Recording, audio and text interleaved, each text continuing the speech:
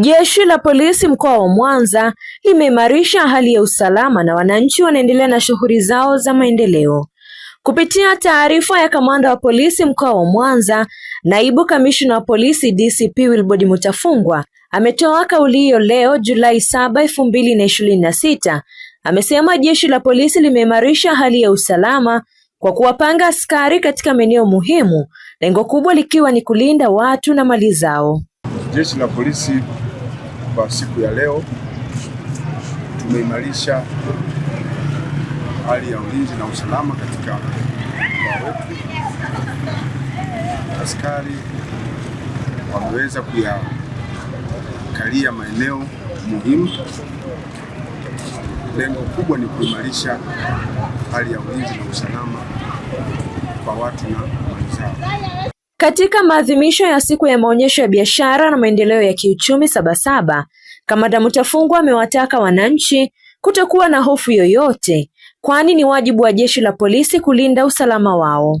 Amesisitiza kuwa wasiogope kuona ongezeko la askari mitaani, bali wafurahi kwa sababu uwepo huo ndio unaohakikisha usalama wa maisha na mali zao. Kwa hiyo kwa ufupi, hali ya usalama katika mkoa wa Mwanza mpaka sasa ni tulivu. Wananchi wanaendelea na shughuli zao kama kawaida, hasa ukitilia maanani kwamba leo ni siku ya Sabasaba, na sisi tunazidi kuwashauri wananchi waendelee na shughuli zao wasikuwa na hofu ya aina yoyote, kwa sababu ni wajibu wetu sisi kama jeshi la polisi kulinda usalama wa watu. Hivyo wanapoona ongezeko kubwa la askari mitaani, hawana haja ya kuwa na hofu ya aina yoyote, badala yake wanatakiwa kufurahia kwa sababu ya usalama wenyewe wa maisha yao na mali zao.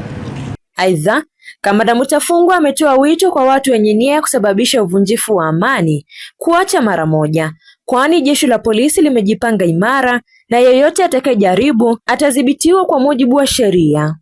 Lakini nichukue nafasi hii kutoa wito kwa wale ambao bado wana fikra za kuleta vitendo vya vurugu na uvunjifu wa amani.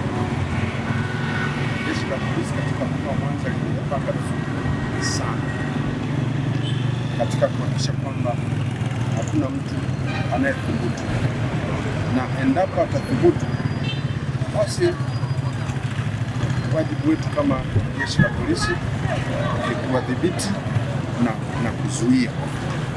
Kusema kweli, hatutaacha mtu yoyote afanye vurugu, afanye vitendo vya uvunjifu wa amani.